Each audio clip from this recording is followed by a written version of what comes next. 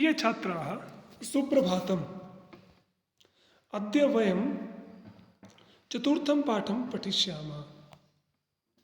पाठस्य नाम अस्ति हास्य बालकविसम्मेलनम्। हास्य बालकविसम्मेलनम्।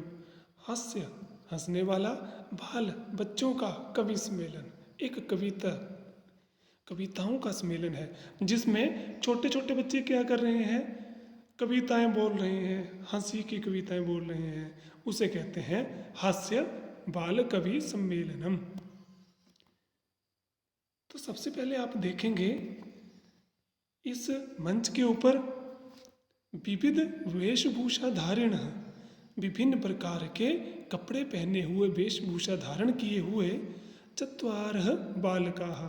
कति बालकाः? चत्वारः बालकाः, चार बालक।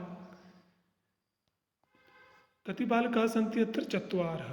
ते चत्वारः बालकवयः, बालकवि मंचस्य उपरि, मंच के ऊपर उपविष्टाः सन्ति, उपविष्टाः बैठे हुए हैं। विभिन्न प्रकार की वेशभूषा को धारण किए चार बाल कवि मंच के ऊपर बैठे हुए हैं। अधः, ऊपरी का पर्यायवाची शब्द है अधः, ऊपर, ऊपरी ऊपर, अधः नीचे, और नीचे श्रोतारः, श्रोतारः होते हैं सुनने वाले। हास्य कविता श्रवणाय उत्सुकाः सन्ति कोलाहलं च कुर्वन्ति। नीचे जो श्रोता हैं, सुनने वाले हैं, वो हास्य कविता श्रवणाय, हास्य भरी, हंसी मजाक से भरी हुई कविताओं को सुनने के लिए उत्सुक हैं, व्याकुल हैं। कोलाहलम च कुर्वन्ति, और शोर कर रहे हैं कि कब जैसे शुरू करेंगे, जल्दी से शुरू कीजिए प्रोग्राम। तो आप देख रहे हैं इसमें चार बाल कवि बैठे हुए हैं, नीचे श्रोता जो है वो सुनने के मन से पूरे तैयार है। संचालक, तभी संचालक कहता है, जो मंच संचालन करता है, कहता है अलम कोलाहलेन, शोर मत कीजिए, कोलाहल मत कीजिए।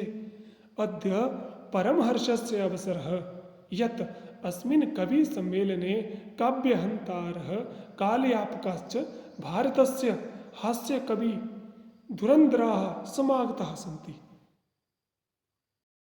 अद्य, आज, परम हर्षस्य अवसरः, बहुत ही प्रसन्नता का विषय है, बहुत ही प्रसन्नता का अवसर है कि अस्मिन् कवि सम्मेलने, हमारे इस कवि सम्मेलन में काव्यहंतारः, काव्य को मारने वाले, मजाक में कहा है क्योंकि हास्य कवि सम्मेलन है, काव्य को मारने वाले, कालयापकाश्च, और समय व्यर्थ करने वाले, भारत के हास्य कवि धुरंधर, भारत के बड़े बड़े जो हास्य कवि हैं, इस प्रकार के धुरंधर आए हुए हैं। आज बड़े हर्ष का विषय है कि इस कवि सम्मेलन में काव्य को मारने वाले और समय यापन करने वाले, जिसको टाइम पास कहते हैं, टाइम पास करने वाले भारत के हास्य कवि धुरंधर जो हैं वो उपस्थित हैं। यही, आइए करतल ध्वनि ना वयम एतेषाम स्वागतम कुर्मः। करतल ध्वनि होती है हमारे हाथों की जो ताली जिसको कहते हैं, करतल ध्वनि के द्वारा, ताली के द्वारा हम सब इनका स्वागत करते हैं, सभी ताली बजाते हैं। उसके बाद एक कवि जाता है इनमें से मंच के ऊपर, जिसका नाम है गजाधर। गजाधर कहता है सर्वेभ्यो रसिकेभ्यो नमो नमः। सभी रसिकों के लिए मेरा नमस्कार है। प्रथमं तावत् अहम आधुनिकम वैद्यम उद्दिश्य स्वकीयम काव्यम श्रावयामि। तो कहता है सभी रसिकों के लिए मेरा नमस्कार है। सबसे पहले मैं आधुनिक वैद्य, मॉडर्न जो डॉक्टर हैं, उनको उद्देश्य करके अपना काव्य सुनाता हूँ, सुनाना चाहूँगा। श्रावयामि, सुनाता हूँ। स्वकीय होता है अपना, उद्देश्य उद्देश्य करके यहाँ पर लेप प्रत्यय है। वैद्यराज नमस्तुभ्यं यमराज सहोदरः यमस्तु हरति प्राणान् वैद्य प्राणान् धनानि च। आप भी साथ साथ बोलेंगे, वैद्यराज नमस्तुभ्यं यमराज सहोदरः यमस्तु हरति प्राणान्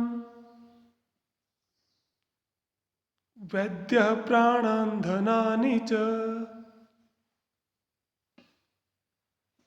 तो इस प्रकार वो बोलता है तो सर्वे उच्च हसन्ति, सभी ऊंचा हंसते हैं। एक बार इसका अर्थ समझते हैं कि क्यों ऊंचा हंसते हैं। कहता है वैद्यराज नमस्तुभ्यम, नमः नमस्कार है, तुभ्यम तुम्हें, हे वैद्यराज, हे डॉक्टर, तुम्हें नमस्कार है। क्यों नमस्कार है? क्योंकि यमराज सहोदर, क्योंकि तुम तो यमराज के सहोदर हो। सहोदर कहते हैं सगा भाई, सह उदर, एक ही पेट से जो पैदा होते हैं जिसे हम सगा भाई कहते हैं। कहते हैं कि तुम तो यमराज के सगे भाई हो। क्यों?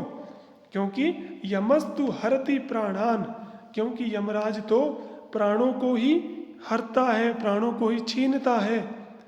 वैद्य प्राणान धनानि च, लेकिन जो वैद्य होता है, डॉक्टर होता है, वो प्राणों को तो छीनता ही है, प्राणों के साथ साथ धन को भी हरण कर लेता है, पैसे को भी छीन लेता है। तो इसलिए हे डॉक्टर, हे वैद्यराज, आपको नमस्कार है। तो इस प्रकार सुनकर सभी हंसते हैं। उसके बाद आता है कालांतकः। कालांतक नाम एक कवि होता है दूसरा। कहता है अरे वैद्यास्तु सर्वत्र परंतु न ते मादृशाः कुशलाः जनसंख्या निवारणे ममापि काव्यम इदम शृण्वन्तु भवन्तः।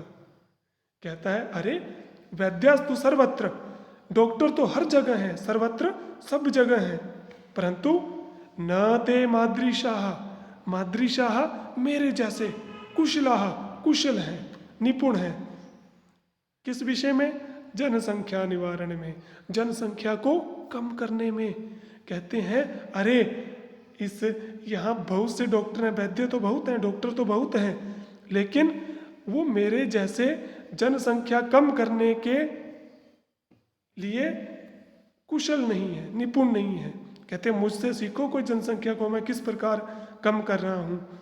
आपने भी सुना है कि भारत की जनसंख्या जो है इतनी बढ़ रही है, और इसमें ये कहता है कि मेरे अलावा इस जनसंख्या को नियंत्रण करने के लिए कोई निपुण नहीं है, कुशल नहीं है। मेरा भी एक काव्य सुनो। क्या काव्य सुन कहता है वो? सभी बोलेंगे, आप भी साथ में। चिताम प्रज्वलिताम दृष्ट्वा, चिताम प्रज्वलिताम दृष्ट्वा वैद्यो विस्मयमागतः नाहं गतो न मे भ्राता कस्य इदम हस्तलाघवम्। कहते हैं चिताम प्रज्वलिताम दृष्ट्वा, चिता को जले हुए, जलते हुए देखकर, प्रज्वलित होता है जलते हुए, दृष्ट्वा देखकर। यहाँ पर दृश्य धातु क्त्वा प्रत्यय, देखकर। वैद्यो, वैद्य डॉक्टर, विस्मय आगतः हैरान हो गया। चिता को जलते हुए देखकर डॉक्टर हैरान हो गया। कहीं गया हुआ था, उसने देखा कि चिता जल रही है, कोई व्यक्ति मृत्यु हो गई है किसी व्यक्ति की, तो क्या सोचता है वो? विस्मय, उसको किस बात की हैरानी होती है? नाहम गतो न मे भ्राता कस्येदम हस्तलाघवम। कहते हैं इसमें किसका हाथ है? कस्य इदम, इसमें किसका हाथ है? ना अहम गतो, ना तो मैं गया था, ना मैं भ्राता, और ना ही मेरा भाई गया था। तो इस व्यक्ति की मृत्यु में किसका हाथ हो सकता है? तो सभी फिर हंसते हैं कि देखो डॉक्टर भी इस प्रकार बोल रहे हैं। कहते हैं कि ना तो मैं गया और ना ही मेरा भाई गया, तो किसका हाथ हो सकता है इसकी मृत्यु के लिए?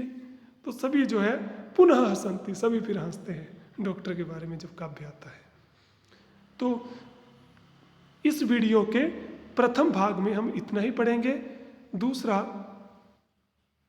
जो पार्ट है, इसका अगला जो टॉपिक है, वो हम दूसरी वीडियो में पढ़ते हैं। धन्यवाद। पुनः मिलामः।